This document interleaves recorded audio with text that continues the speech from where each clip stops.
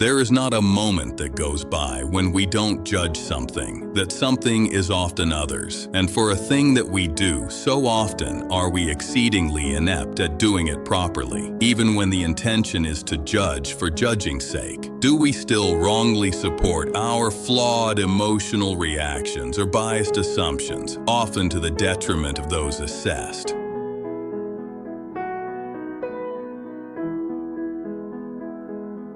So we need the help from the walking stick. In this instance, that stick is ethical models. Luckily for us, are there many ethical models to choose from, all with their own opinion on how we should judge a person's moral fiber.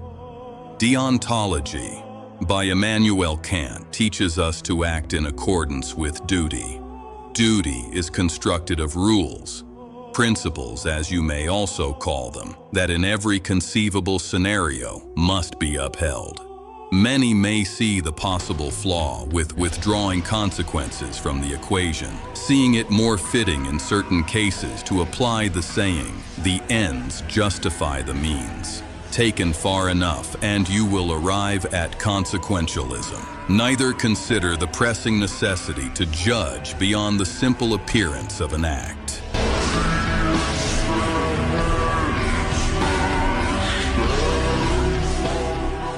It is essential to look at the core of every single moral judgment, the individual. The individual is a lazy and self-interested entity. Only when we throw wood at the fire can we uphold the motivation to act beyond the simple moment, and we are inherently self-interested as always, even if the consequences of one's action may be to the benefit of others. What we shall seek is in how great of an extent individuals put effort into being righteous, either for its own sake or to please the moral expectation held by society. Only then, with the focus on effort, can we arrive at a true understanding of morality.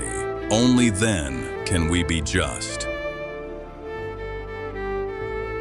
The appearance of an action does not reflect the effort put in. Some action makes one seem like an angel, filled with bravery and spirit. Others don't get the same applause, often receiving nothing better than disdain. Don't you see? We applaud those in privileged positions and anger us over those who are deprived. It is all a facade, and we don't bother to look around to see what is truly behind. The appearance is unfortunately disconnected with the truth of effort. One poor mother may spend tremendous effort into denying herself stealing a baguette and instead opting for a small piece of bread. The gift for her courage will be condemnation. A philanthropist receives applause for an action that gives her happiness. Everybody has the insight to correctly agree that they are not the same. My praise rarely goes any further.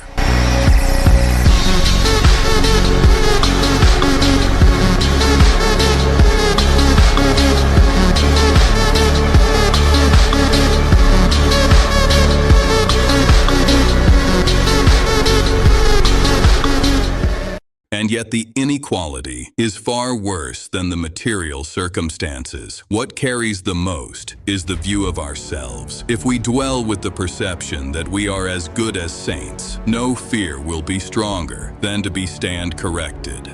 But if we believe we ought not to be any better than pigs and pigeons, the hope to rise to anything greater will be left to die when the first hindrance is felt. For the truth is, the fear of loss is greater than the hope of gain. I say again, we identify with goodness, and the result is that our perception manifests it into reality. For any action requires motivation, and the identity of oneself is the strongest producer of such. Those who see themselves as inferior or even irredeemable in the eyes of virtue will never conquer the courage to step into the light. To quote Plato, we can easily forgive a child who is afraid of the dark. The real tragedy of life is when men are afraid of the light.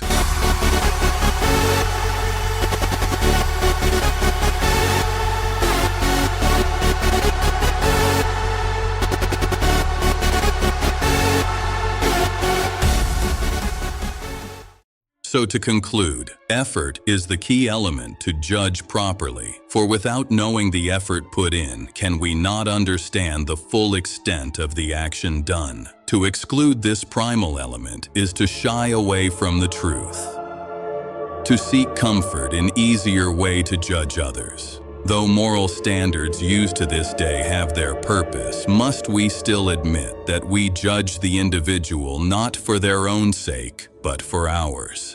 The lazy and egotistical approach to judgment fits well with our understanding of human nature. But isn't it our work to rise above, to become saints of this world, to climb so far up those below can no longer see you? I think so, and I hope you do too.